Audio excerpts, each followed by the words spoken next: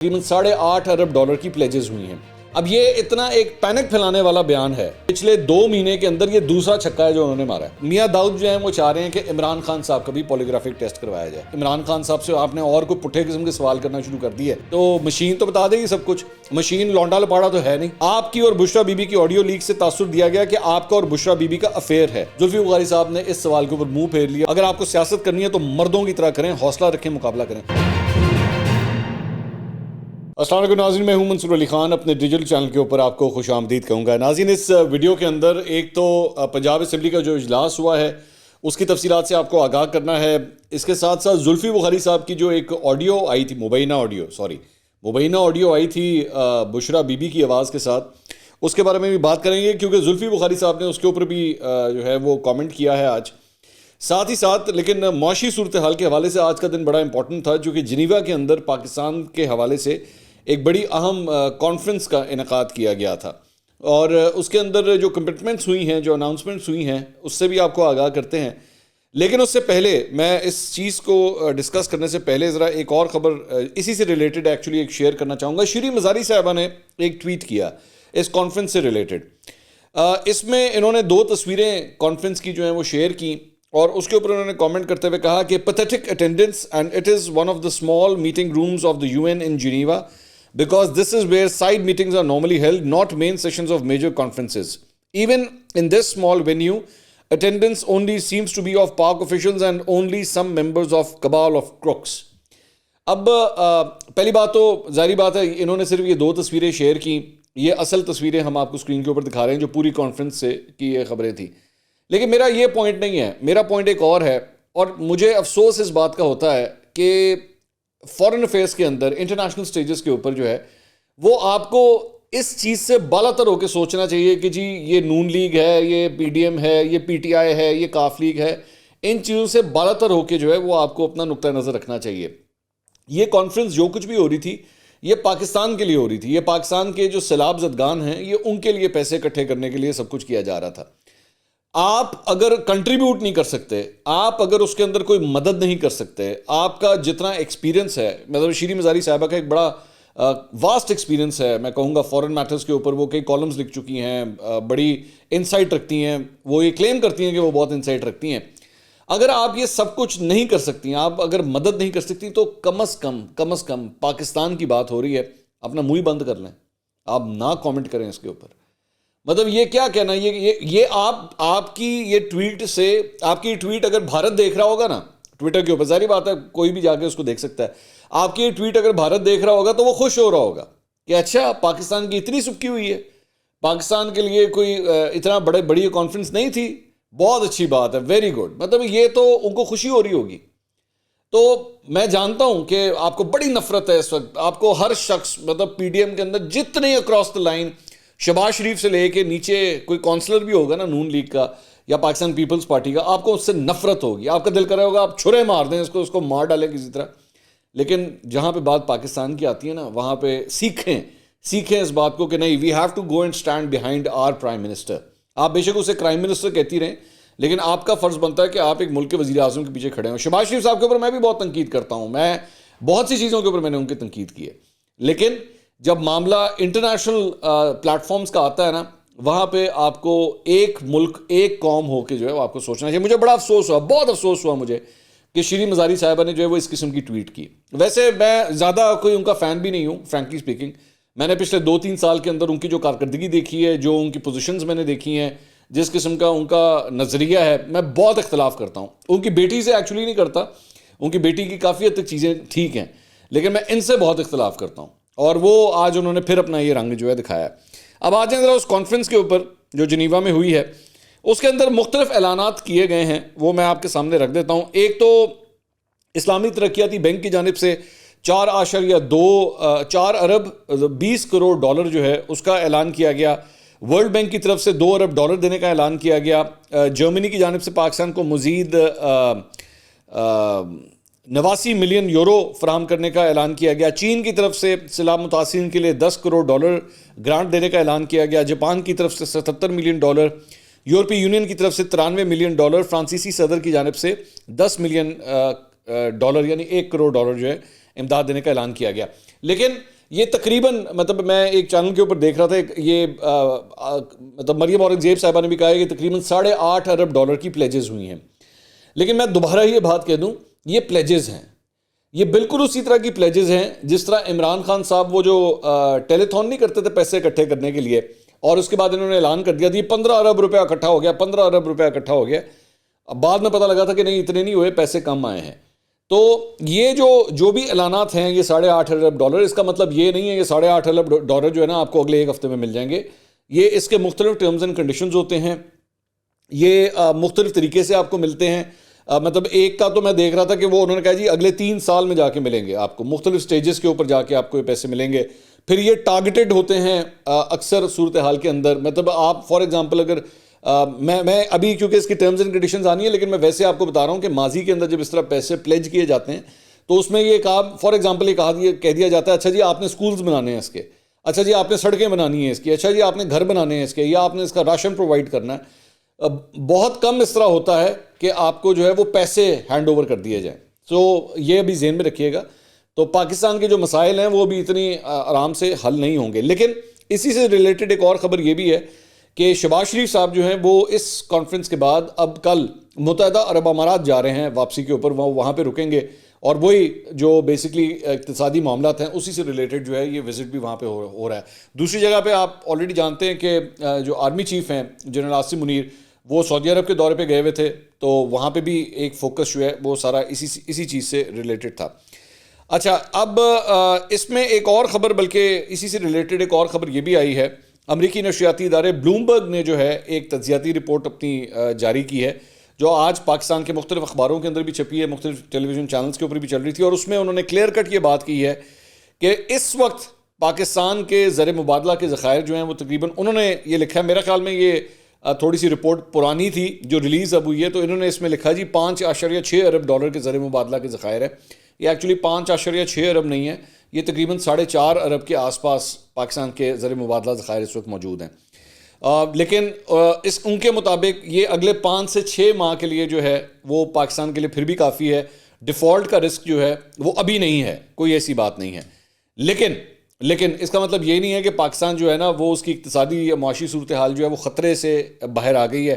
اس میں انہوں نے یہ لکھا ہوا ہے کہ جی اصل جو بات ہے وہ یہ ہے کہ آنے والے ان 6 ماہ کے اندر پاکستان کو ایک تو کچھ مزید پیسے ملنے بھی ہیں, IMF کی طرف سے بھی ایکسپیکٹڈ ہیں کہ ملنا, لیکن مارچ 2024 میں اگلے سال پاکستان نے ایک بہت بڑی پیمنٹ کرنی ہے قرضے کی, جو واپس انہوں نے پیمنٹ کرنی ہے, اور اس کے لیے پاکستان کو اپنے زر مبادلہ کے ذخائر جو ہیں $14.9 ارب تک بڑھانا پڑیں گے تب تک جا کے.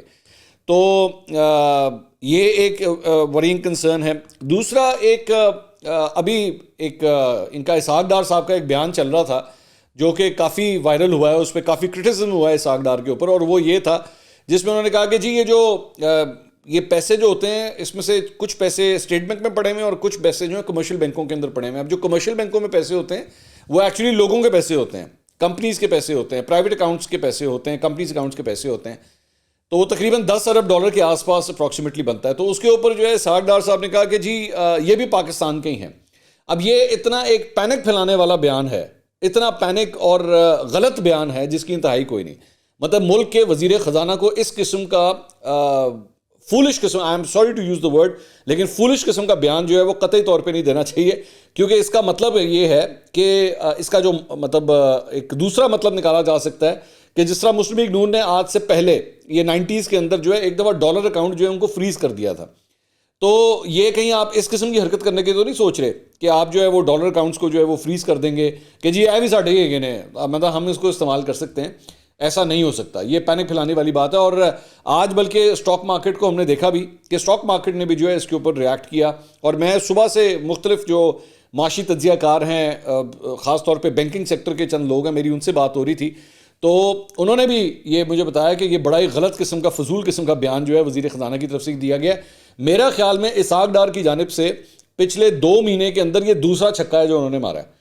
ایک چھکا انہوں نے مارا تھا شاہ زیب خان زادہ کے شو کے اندر, جس میں انہوں نے بیٹھ کے کہہ دیا تھا کہ جناب ضروری نہیں ہے کہ ہم IMF کی ہر بات مانیں, اور IMF کو ہم سے بیٹھ کے جو ہے وہ ہمارے ٹرمز اینڈ کنڈیشنز کے اوپر بات کرنی پڑے گی. کچھ اس قسم کی انہوں نے بات کی تھی. You don't talk like that, you don't talk like that to your donors. جن سے آپ نے پیسے لینے ہیں, آپ ان کے بارے میں اس طرح کی بات نہیں کر سکتے. یہ ہیرو بننے کا ٹائم نہیں ہے فرینکلی اسپیکنگ. اگر کوئی بلا وجہ سپر مین یا مولا جٹ بننے کی کوشش کر رہا ہے نا, تو یہ اس کا ٹائم نہیں ہے.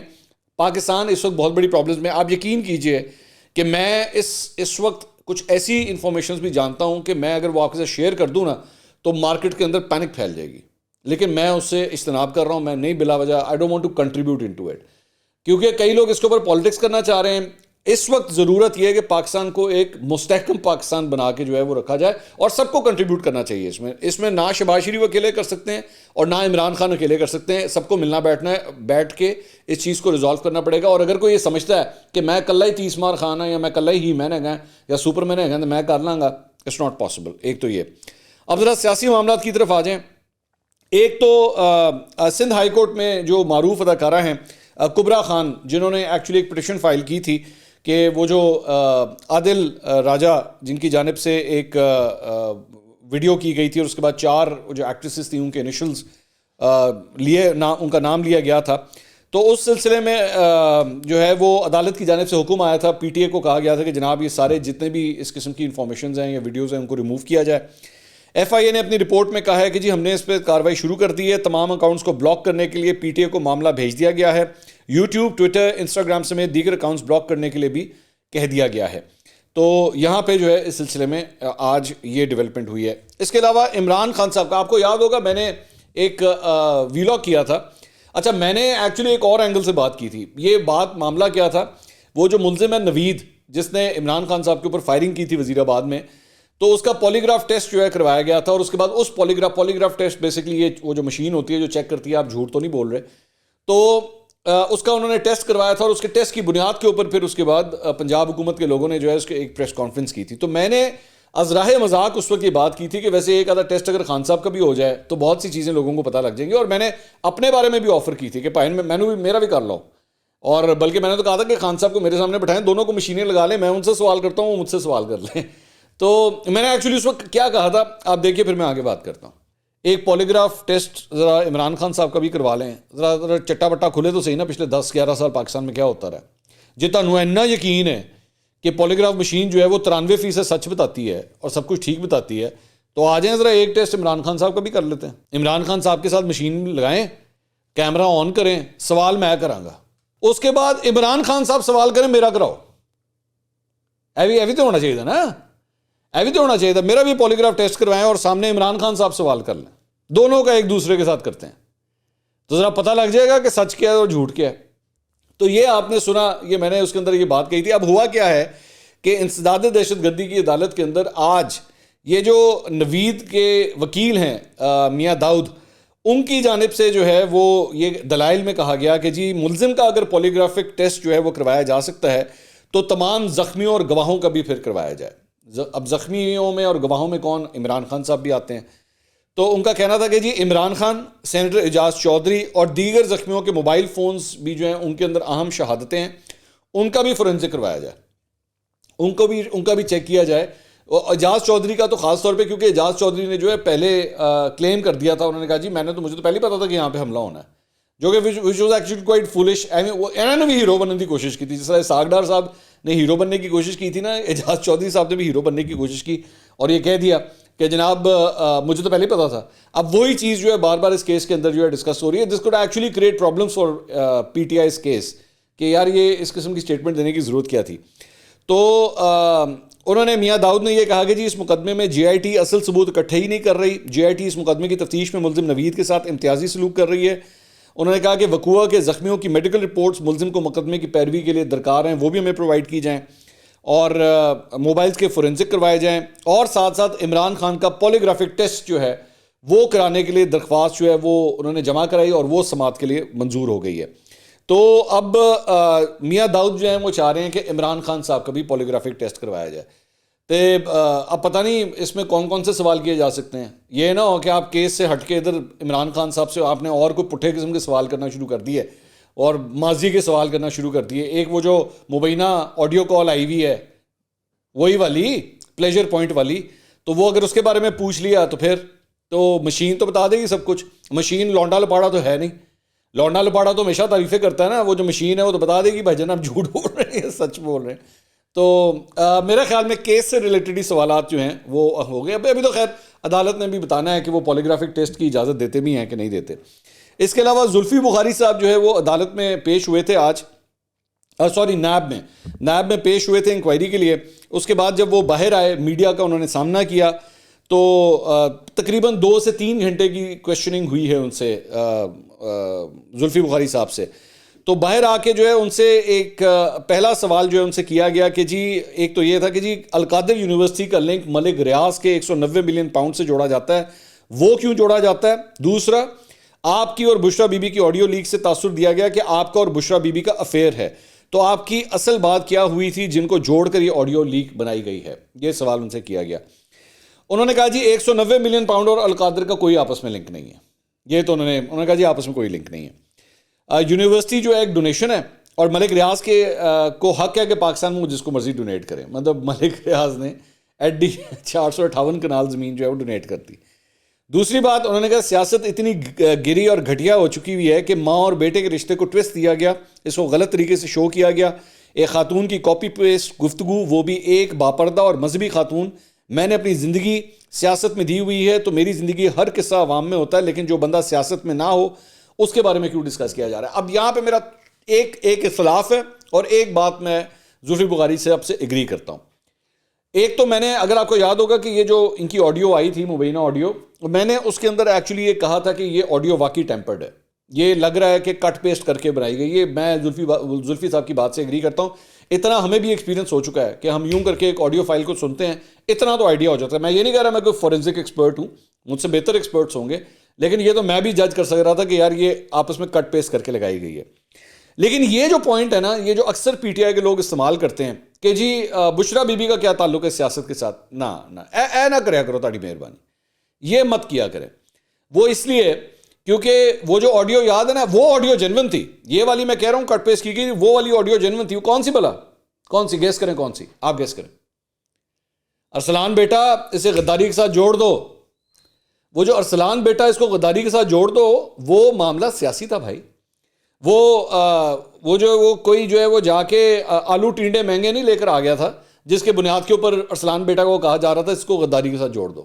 وہ سیاسی معاملہ ہو رہا تھا جس پہ ارسلان بیٹا کو ایک سیاسی انسٹرکشنز دی جا رہی تھی کہ بیٹا اس کو غداری کے ساتھ جوڑ دو.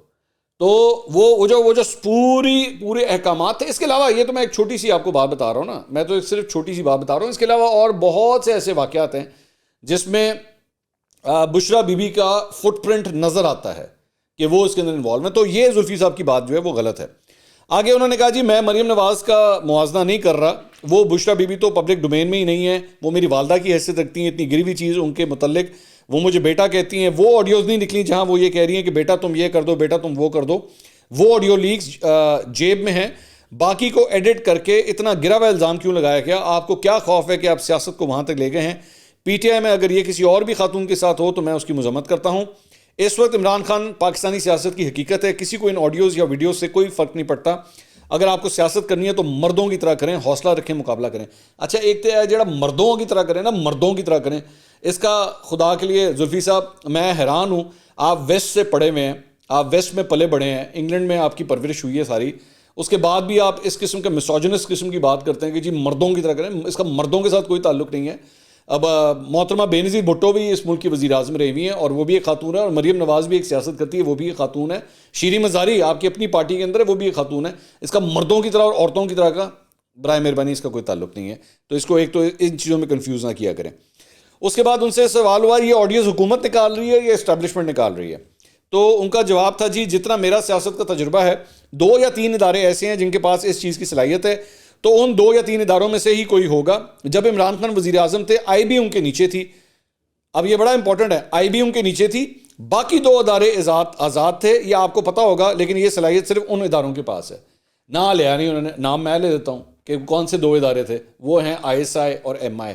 اب یہاں پہ بھی میرا ایک اختلاف ہے، وہ اس لیے کہ یہ جو 2 ادارے تھے اس میں سے ایک ادارہ جو آئی ایس آئی ہے وہ تو جنرل فیض کے انڈر تھا. ٹھیک ہے، وہ تو جنرل فیض کے انڈر تھا. تو اب مجھے نہیں پتا کہ جنرل فیض کو پتا تھا ان آڈیوز کے بارے میں کہ آڈیوز ریکارڈ ہو رہی ہیں کہ نہیں ہو رہی، یہ میں نہیں جانتا. لیکن اگر آپ ایک اور ادارے کی بات کریں تو وہ تو آئی ایس آئی تھا. اس کے بعد ان سے سوال کیا گیا کہ ملک ریاض نے کوئی فائدہ لیے بغیر یہ زمین القادر یونیورسٹی کو کیوں دی، 458 کنال جو ہے وہ کیوں دی؟ انہوں نے کہا القادر یونیورسٹی تو ان کے کیس سے بہت پہلے شروع ہو چکی تھی، اگر القادر یونیورسٹی میں سے کسی نے کوئی فائدہ لیا ہے تو یہ لوگ حکومت میں ہیں، وہ نکال کے دکھا دیں، چاہے کوئی کاروباری ہو یا مجرم ہو، ڈونیشن دینا اس کا حق ہے وہ برے کام کر رہا ہے تو اس کے پیچھے اچھے کام کرنے کا بھی حق ہے، مجھے ایک گواہ کے طور پہ بلایا گیا ہے، میں اس میں ملزم نہیں ہوں۔ پھر ان سے سوال ہوا کہ جی گھڑی بیچنے کے معاملے میں بھی آپ کا نام لیا جاتا رہا، وہ کیا کہانی ہے؟ اور ملک ریاض کا سب کو معلوم ہے کہ وہ پیسے دے کر ہر حکومت سے فائدہ لیتے ہیں، تو آپ ایمانداری سے بتائیں کہ انہوں نے القادر کی زمین دے کر پوری کابینہ سے 190 ملین پاؤنڈ پر مہر لگوا کر فائدہ لیا۔ انہیں کہا جہاں تک گھڑیوں کا سوال ہے، میں نے پہلے بھی کہا میں نے کوئی گھڑی نہیں بیچی اور نہ میرا اس سے کوئی لینا دینا ہے، مجھے پتا ہوتا کہ کعبے والی گھڑی بک رہی ہے تو میں وہ خرید لیتا کیونکہ میں خود گھڑیوں کا شوقین ہوں۔ دوسری بات، کاروباری شخص حکومت کو کچھ فائدہ دے کر اپنا فائدہ حاصل کرتا ہے، حکومت کو بھی قانون کے تحت اس کاروباری شخص سے کاروبار کر لینا چاہیے۔ اگر یہاں قانون کی خلاف ورزی ہوئی ہے تو یہ 9 مہینے سے حکومت میں ہیں، دکھائیں کہ کہاں قانون کی خلاف ورزی ہوئی ہے، ہم تبصرے کر سکتے ہیں لیکن قانون کی کوئی خلاف ورزی سامنے لے کر آئیں۔ اس کے بعد انہوں نے کہا جی جو اصل سوال ہوا، آپ سمجھتے ہیں کہ ملک ریاض کو پیسے ٹھیک گئے ہیں؟ زلفی بخاری صاحب نے اس سوال کے اوپر منہ پھیر لیا اور دوسرے صحافی کی طرف جو بات کرنا ذرا مشکل سوال سی، انہوں نے کہا کہ ویل لیفٹ۔ اچھا by the way well left سے مجھے یاد ہے زلفی بخاری صاحب بھی بڑی اچھی کرکٹ کھیلتے ہیں، نہیں میں جنرلی کہہ رہا ہوں، میں آپ کو جنرلی کہہ رہا ہوں، بڑی اچھی کرکٹ کھیلتے ہیں، میں نے بڑی تعریف سنی ہے ان کی کرکٹ کی، تو ایک جو ہے وہ یہ معاملہ ہے۔ باقی پنجاب اسمبلی کا جو اجلاس تھا، میری اطلاع کے مطابق جو پارلیمانی اجلاس، پارلیمانی پارٹی کا اجلاس نون لیگ نے اور پیپلز پارٹی نے اکٹھے بلایا ہوا تھا، ان کے بندے پورے نہیں تھے جو کلیم کیے گئے تھے۔ میں نے آپ کو پچھلے ویلاگ میں کہا تھا کہ جی ان کا یہ کلیم تھا کہ نون لیگ کے جی ہمارے کچھ 4 بندے کم ہوں گے، ایسا نہیں تھا۔